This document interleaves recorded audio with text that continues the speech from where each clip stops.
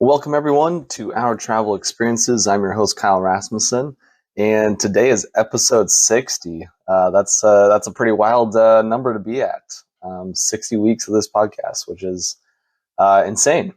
I wasn't necessarily expecting this when I started this over a year ago, but here we are. I'm going to apologize right now in advance. Got a little bit of a cold right now, so a little too much traveling. So if I sound a little bit weird, I apologize. I'm sure I sound weird all the time, but voice is a little funky right now, so I might cough a little bit as I'm recording this. But anyways, with it being episode 60, every 5 episodes, I am doing sharing one of my own travel stories. So that's what I'm going to do here. And since I recently got back from Cuba, I thought, why don't I share about my trip to Cuba?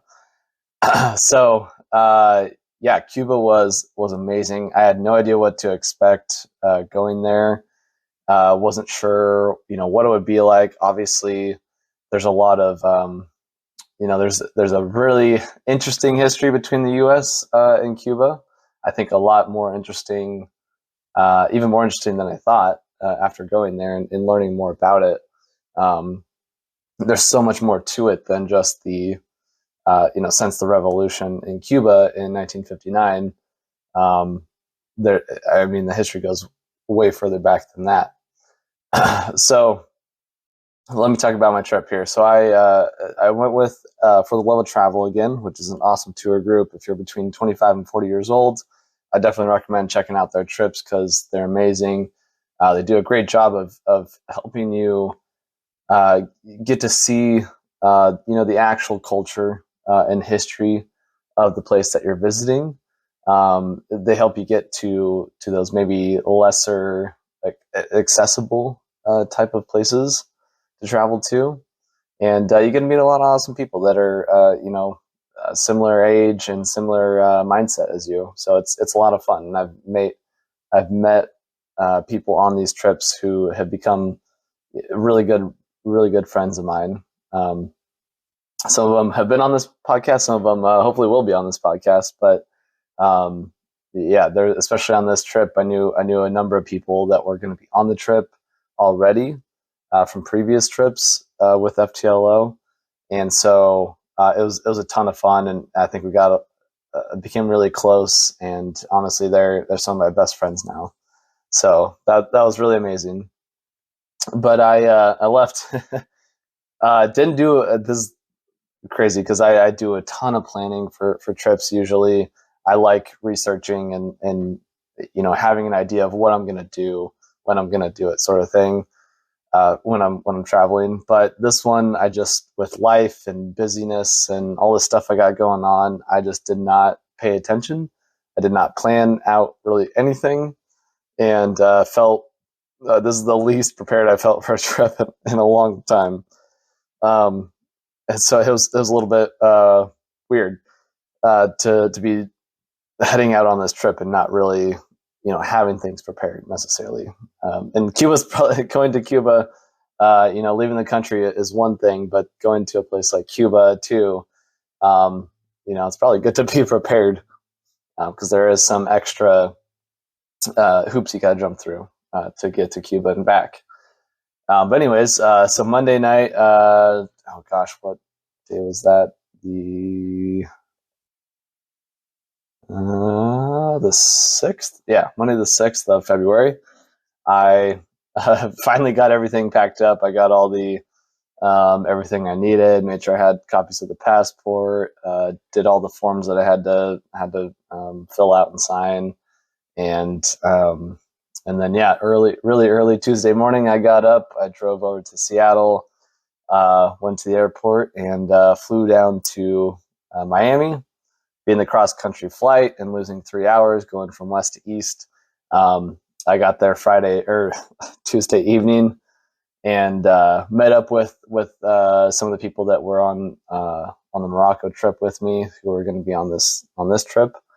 And so we met up and had dinner and drinks, and then I went to my hotel and went to bed.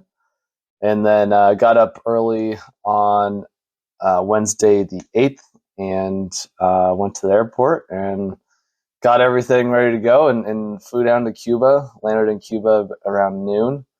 And luckily, there was someone else I knew who was on the same flight.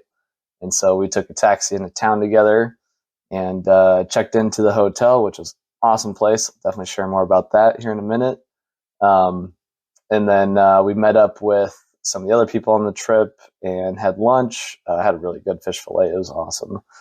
And yeah, we just kind of hung out for a little bit and then went back to the hotel where we met up with everyone else and met up with the tour guide Ivan, who was amazing. I hope he gets the chance to listen to this because he did an awesome job. Definitely kudos to him. He was so passionate about sharing Cuba with us and sharing what Cuba's really like, and it was awesome. He did an amazing job. um, so yeah, we kind of had our introductory meeting, just kind of go over ground rules, whatever. And then we went out on a walking tour with a local guide. So we toured the old city of Havana. Get to see all the really beautiful architecture. The architecture from the 20s and 30s was really beautiful. Got to see a lot of, there's a number of old churches there, and just kind of explore the city a little bit. And it was a lot of fun. Got to learn the history. Um, Learn a lot about some of the leaders throughout Cuban history. Learned, I guess I didn't really realize this. I feel like I might have heard it at some point, but didn't really retain it. But Cuba actually was, attempting to be be added as a state as part of the United States during the whole Civil War era. They're going to be added in potentially to try to keep slavery going in the U.S. So that was interesting. I hadn't really heard that before, I guess, or didn't realize that was a thing. I knew back in the early 1900s that a lot of Americans like to go down there and visit Cuba, and that was a good party spot and a good place for people to go spend some time at.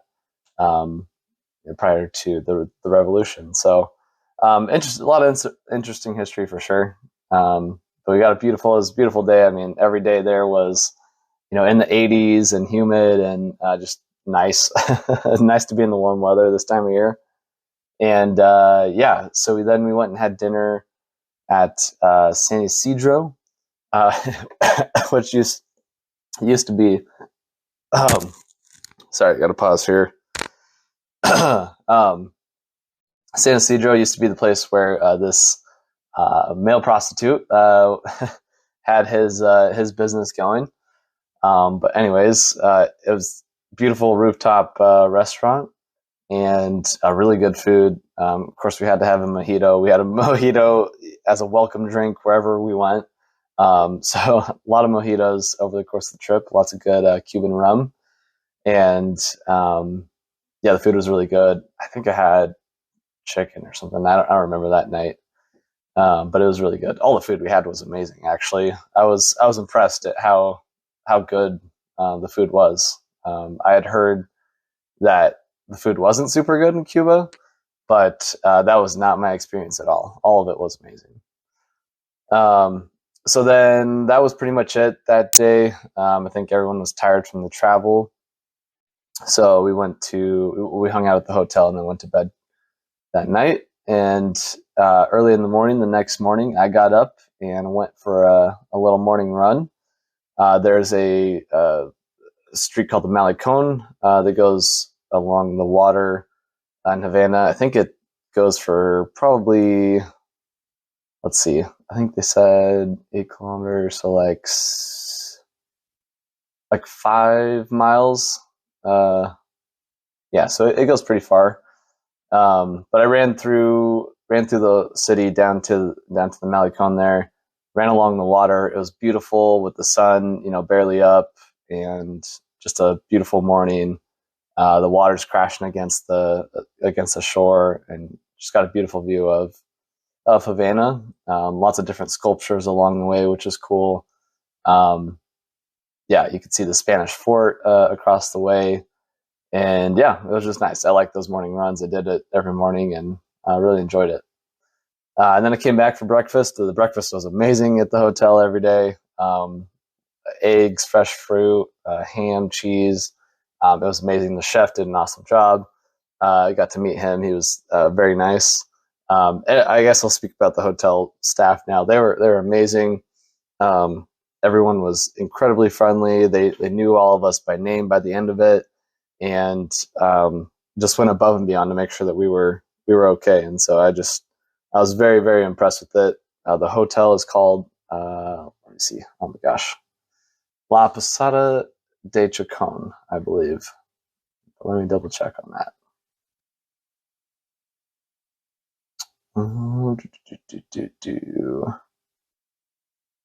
Where's that? I'm going through the pictures here. There we go. Yeah, La Posada de Chacon. Awesome place. Highly recommend if you're staying there. It was in a great location too, right by the Museum of the Revolution, right at the edge of Old Havana. Perfect spot to be. Perfect spot to be, and the staff is absolutely incredible. So definitely recommend that if you're planning to go to Cuba. So anyways, back to let's see. So after breakfast, got ready to go, and then today we got to go in the cruise around in the classic cars. We had 5 beautiful cars, all restored, looking shiny, absolutely beautiful. And the first stop we went to was the Spanish Fort across the water, across the bay there, and you get a beautiful view of Havana. Again, perfect day out. Sun was shining. It was warm. So it was really, really awesome to see the city from that perspective. Get some good pictures there. And got lots of good pictures of the car. And we cruised along, went by the Capitol, which looks very similar and was modeled after the one in Washington, D.C. We went by the university. We went to Revolution Square, where the Cuban government sits right now, and learned about the history of the revolution as well. Fascinating stuff there. And then we drove over to this art school, which is where there is dancing and art and other forms of art are taught. And we got to first learn about the dance crew that practices there, the Havana Queens, which was started as a female group, but does include males and females. And they gives a little bit of background on them. They travel all over the world, perform all over the world. They're well known, and anyways, they performed for us a little bit. They gave us a little demonstration of their different dances, which they're absolutely incredible. They're amazing. You can definitely check them out on. I'll get them up on the website and on the Instagram. And then we got to take a salsa lesson from them, which was a lot of fun. We were all sweating by the end of it. It was a good time. We did some freestyle dancing in there as well too. But yeah, it was a really fun way to spend the morning. And then we drove out to, I believe it's Hemingway Marina, and went to a restaurant right there on the water. Beautiful little restaurant there. The food was awesome there as well. And you could jump into the water. They had a little swing out in the water there. So I went out, jumped in, went swimming a little ways out there, sat on the swing, just enjoyed the water. It was really refreshing after the sweaty dance session. So that was nice. The water was very salty though, extremely salty. But yeah, of course we had mojitos. I think I had pork that day. Some really good ice cream for dessert. And then from there we went to, I can't remember the name of it now. I'm going to have to figure it out. But this artist who is known as like the Cuban Gaudi, he has a lot of these mosaic tiles and has essentially restored this neighborhood through his art, and it's just amazing. You see some like eclectic uh, sculptures and things like that are made out of these mosaic tiles that depict different people and um, different types of things. It's absolutely beautiful. Well worth the stop. Um, yeah, it was a lot of fun. And yeah, let's see from there. Went back to the hotel, and we kind of refreshed ourselves, and then got ready for the evening. And that evening, we walked to the Capitol. The sun was setting; it was golden hour, so we got some beautiful, beautiful pictures of the Capitol and just kind of that part of Havana. And then right next to the Capitol is where we got to do a cigar tasting, which was a super fascinating experience. As someone who doesn't smoke cigars, it was really fascinating to me. Um, there was a guy there who is essentially a sommelier for cigars, and so he gave us the whole background of tobacco, of Cuba, of tobacco in Cuba. He let us know that it's one small area of Western Cuba where the best tobacco in the world is grown, and it's only right there that it can be grown. um, so that was pretty interesting. He has the history of the different companies, how they have different products, how to roll a cigar, how cigars work, how you only use one plant per cigar, kind of thing. He told us how to hold it, how to light it, how all these different things. It was super super fascinating. And then we got to try one. So we all got to smoke cigars and drink some rum, um, and yeah, had some coffee with that too. And it was a ton of fun. It was a really really really cool experience. I definitely recommend that to anyone that goes to Cuba as well. And then from there, we actually went not too far away and went to this restaurant where we got to watch the Havana Queens perform again in an actual performance setting. And they did an amazing job. The dancing was out of this world. The food was incredible. We had lobster, and I'm not a huge lobster fan, but that lobster was amazing. um, yeah. Then at the end of the performance, we got to go up on stage with them, which was a ton of fun too. Our dancing was not nearly as good. And then yeah, let's see. From there, we went to a place called La Seca, which is a kind of speakeasy type of bar. The entrance is through a bookcase, but really fun place. They played a lot of good music, a lot of American music, which I was kind of surprised at. Um, and yeah, it was just a ton of fun. And then from there, that was it for the evening. In the morning, I got up early again, went running. I went running the opposite way that I went yeah, along the Malecon that I did the day before. So we got to see some new statues, some new areas of the city, a little bit different perspective. And then, of course, had the great breakfast after that. And then we got on a bus and we drove just outside of town and went to a farm where it's a sustainable farm. Everything kind of recycles back into itself. Everything is used to support the growing of whatever it is. So they had pigs, they had chickens, they had water buffalo, they had cows, they had sugar cane, they had different vegetables, they had all sorts of stuff. Everything was there. Everything they used. Um, so it's fun learning about the history of that, learning how the farm works, learning how they're able to make it a sustainable farm where they're reusing and recycling everything to grow everything else.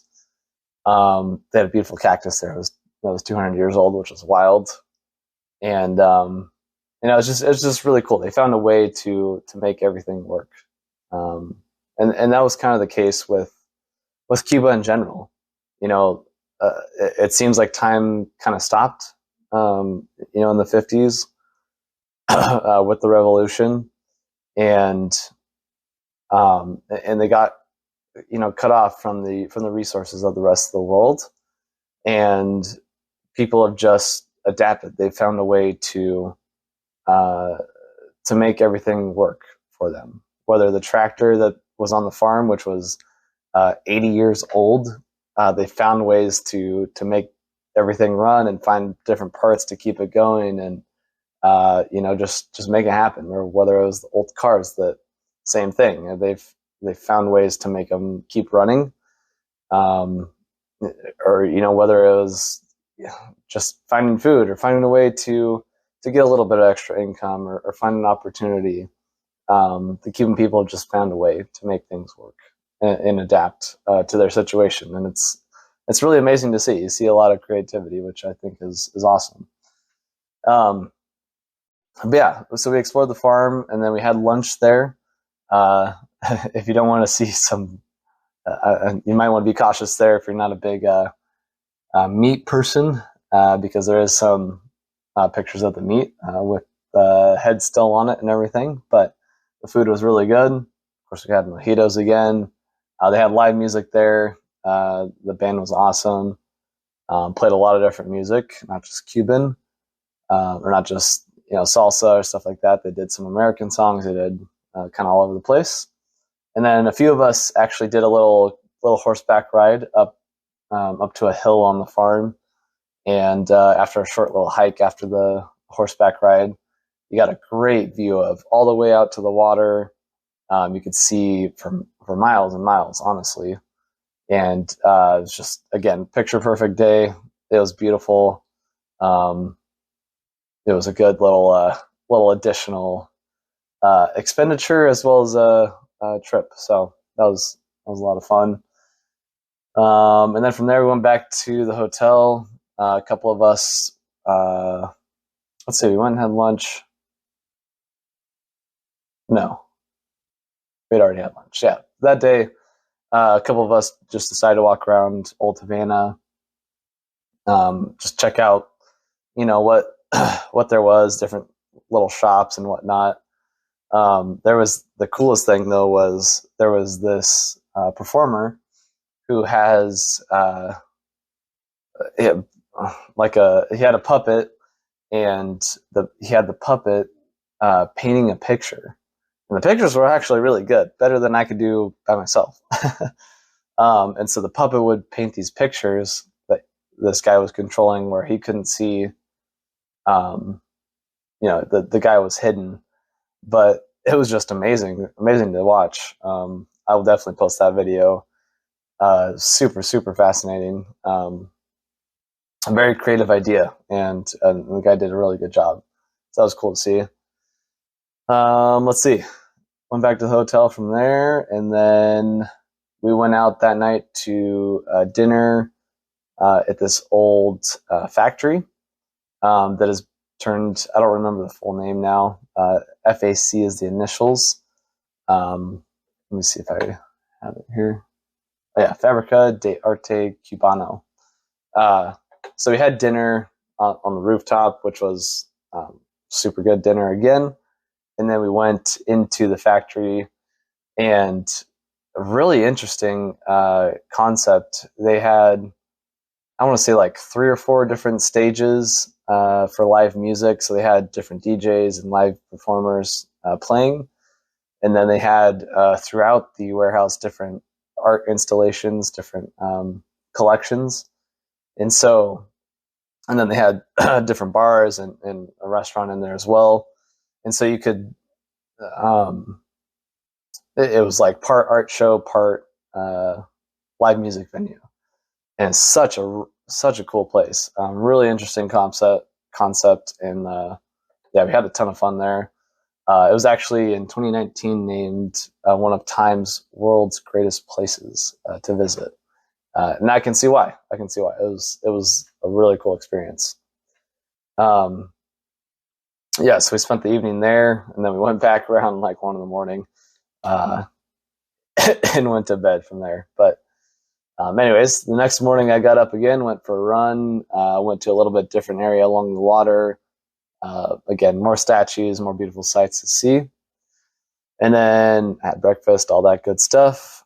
and then we went out to a different section of Havana where we got to this little area is meant to promote the African heritage in Cuba and the African art. We got to see a Roomba performance, learn a little bit about the spirituality of Afro Cubans, and a little bit of the history and the art. So that was really fun as well. And then we went to a different area of the city, a little bit, I'd say, higher end part of the city, and went to this artist's home. And super, I thought when he started talking about his collection and what he was doing with his art, I was like, oh, that's such a cool idea, such an interesting concept. So this guy makes these, round pictures, paints them, and they're meant to look kind of like a planet in some way. And then he takes a camera and gets it really close to the picture and takes pictures of different areas of the picture itself. And then he blows all of those pictures that he takes, blows them up and puts them together. And so it's really fascinating. You get different perspectives, and it creates more art, and it's just absolutely insane. Ursula is his last name. I don't remember his first name, but I mean, amazing concept. It's meant to bring, meant to promote, one planet, promote peace. We're all just looking at it from different perspectives, but we're all one, all the same picture, so, yeah, that was awesome. Really enjoyed that. And, I don't know if you can buy his art here in the US, but if you can, pretty cool. And then, from there we went back to the hotel. We went to a place called, Cha Cha Cha for lunch. And, I had a great pork for lunch. And then some of us walked around town again. I bought some artwork, lots of beautiful art all over the city for sure.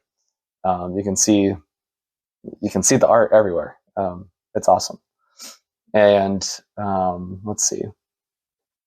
Sorry, I'm just gonna keep going because my voice isn't gonna get any better. So I'm just gonna keep powering through this here. But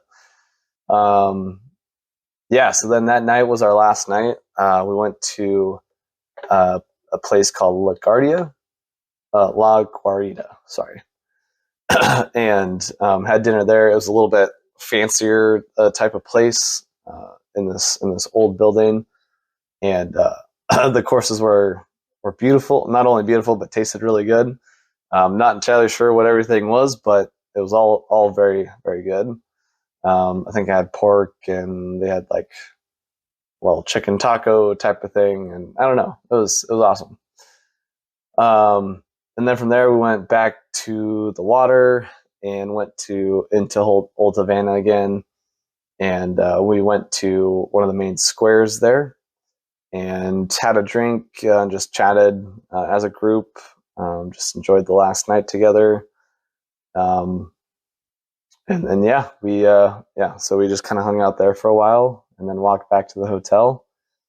And they had some flamenco going at the restaurant there, or at the bar that we went to. So we got to listen to that as well. And then I forgot in between. Sorry, the pictures are a little bit out of order here as I was going through them. I forgot, prior to dinner that night, me and one of the other guys on the trip, we went to a barber not too far from the hotel and got our haircuts and a beard trim and all that. And it was such a cool experience. You could see that he just found a way. The barber just found a way to make everything work. Everything was, old. It was run down, but it's been restored. It's been, recycled. It's there's a way to make it work. And he found a way, and he put so much passion and care into what he did. He was so proud of what he was doing. and took pride in doing a very good job, and he did do a very good job. And yeah, it was such a cool experience. You can read about that on my Instagram, but just so cool to experience that, to learn a little bit about his life, his what he's doing to try to better his life. He really wants to go to California, to see his daughter in the U.S. And yeah, it was just really, really inspiring. And I hope, the money that we gave him helps with whatever he wants to do. Yeah, just an awesome experience. So then next morning, that was last morning, I had to get up early. I was one of the early ones to leave, and went out, or had breakfast, said goodbye to the hotel staff, which was awesome. And they were great people. Sad to leave them, and flew back to Miami, and got a beautiful view of Miami when I was landing. And then I spent the rest of the day in Miami. I just got caught up on a bunch of work, watched the Super Bowl, all that good stuff. And then the next day, I hung out in Miami, actually Fort Lauderdale area, and then flew back to Seattle, which was an absolute nightmare. Got stuck on a tarmac for 2 hours in Seattle after we had landed from a 7-hour flight. And then I drove through the ice and snow home, but I made it home early in the morning the next day, and yeah, that was the end of the trip. But to kind of sum it all up, to kind of share my thoughts on it, hopefully I didn't bore you guys too much by now, but Cuba was, like I said at the beginning, I wasn't sure what to expect, and I think, I think there's a lot of negative biases towards Cuba. Obviously, the relationship between the U.S. and Cuba has been rocky, to say the least, in the last 50, 60 years, 70 years. But I'm excited to see that it's changing. At the end, I think towards the end of Obama's time as president, that's when things started opening up. It's kind of gone back and forth between being open and not being open, with the different presidents and all the politics going on. But Cuba is a lot more open to the world now. It really wasn't that hard to get there as an American. I just had to pay $100 for a visa, fill out a form, and it was super, super easy. I thought it would be much harder. That was one of the things that was really surprising about the trip, was how easy it was to go back and forth. I didn't really care at all. But yeah, it was such a rewarding experience to be there. I'm really excited that I can come back and share about it, because a lot of those stereotypes of Cuba are just not true. Yes, there is the people in the governments, both of the governments, that might have their differences, but the Cuban people were some of the happiest, most friendly people I've met. They cared so much about just going above and beyond to make sure that we were okay and happy. A lot of them were fans of America, and we're just happy that we were there. I'm sure the money that we bring in helps a lot. From what I heard from Ivan and from the other people there that are from there, the money that the tourists bring in is a big deal to a lot of people there, and to the economy of Cuba. You can see that the Cuba is as a whole is very poor. It is not. It's one of the poorer countries that I've been to around the world, and it's sad to see that a lot of people don't have a lot of opportunities. But like I said, people are finding a way. They're finding a way to get things done, to get food, to make make their lives better, and it's really inspiring. They're being very creative, and it's just a lot of fun to get to experience that. Yeah, I mean, I can't speak highly enough of Cuba. I think, if you ever had any interest in going to Cuba, if you wanted to check it out, to see the old cars, you will 100% get to see that and do that, and you'll have a great time. But I think you're also going to learn a lot about humanity as well. You're going to learn a lot more of the actual history, about the actual, what it's actually like there, not just what we hear on the news, not just what has been, uh, you know, disseminated to us in the U.S. And what we've been taught about Cuba. There's so much more, and it's an amazing place. Of the 30 countries I've been to, I would probably put Cuba at least the top five, maybe even higher. I'm not sure exactly. That's always a tough one to to try to determine which one's better because they're all so different. But for in terms of my experience and my uh, coming back, being changed for the better, definitely top five, probably top three experiences that I've been on. So highly recommend. It really isn't that hard to get there and back. So if you're scared about going, don't be. I will say it was nice being in a group. I think we got easy access to a lot of places that might be a little bit more difficult if you're going by yourself or if you don't know Spanish at all. Um, so maybe check out, getting a local tour guide. I can definitely send you Ivan's information. He's an awesome tour guide. But yeah, 100% recommend people go there. Uh, and I think you should go sooner rather than later too. That's one of the reasons I wanted to go there, and one of the reasons why I made this trip happen is I knew that Cuba was changing, that it was becoming more open as restrictions have been lifted on them by the U.S. And you can see that things are changing there. You can see that um, it is becoming somewhat more modernized as a country, and things are beginning to change a lot there. But there is that old charm there. There is a lot of the old way, the old guard, the old cars and buildings and all of those things. And I thought it was an interesting mixture of both. So you'll get the best of both worlds there. Um, but yeah, go travel, everyone. It's awesome. You learn so much. That's the best history teacher is travel. Um, some of my best moments in my life, and like I said, this is one of the top ones ever for me. So I can't speak highly enough of it, and I will do whatever I can to help you if you want to go there or anywhere else. I'll do my best to make it happen. So thanks again. I should probably shut up now, but thanks again for listening this long, listening to 60 episodes. That's amazing again to say. I apologize for my voice today.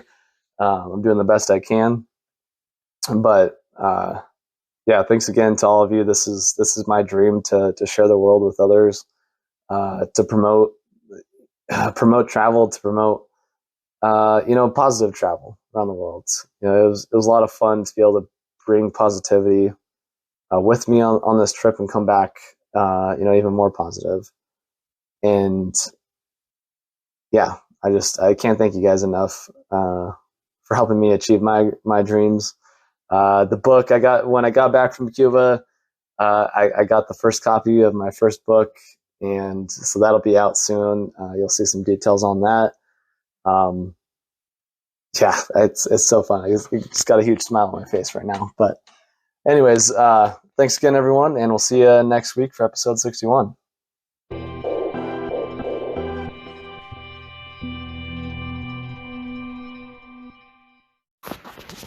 Hey everybody, Kyle here. If you enjoyed today's show and want more, you can always check out every episode on Spotify, Anchor, YouTube, and now Amazon Music as well. Just search for Our Travel Experiences on any of those platforms and it will pop up. You can also find everything all in one place on my website, ourtravelexp.com. And if you want to see my travel pictures as well as travel pictures from guests on the show, you can check them out on Instagram. The page is called Our Travel Experiences Podcast. And if you want to share your own pictures on the Instagram page or be a guest on the podcast, you can message me via that Instagram page or email me at ourtravelexperiences@outlook.com. I would love to see your pictures and hear about your travel experiences, so please send them my way. And if that isn't enough for you, make sure to check out my weekly YouTube show, From Around the World Fridays. Every Friday, I'm taking 5 to 10 minutes to answer questions from listeners, share some souvenirs that I bought over the years, share my postcards over the years that I've accumulated, or share videos and pictures from one particular city or country that I visited, and so much more. So check it out, guys. You won't be disappointed. And make sure you go subscribe to that as well. Thanks again for listening, and I'll see you somewhere around the world soon.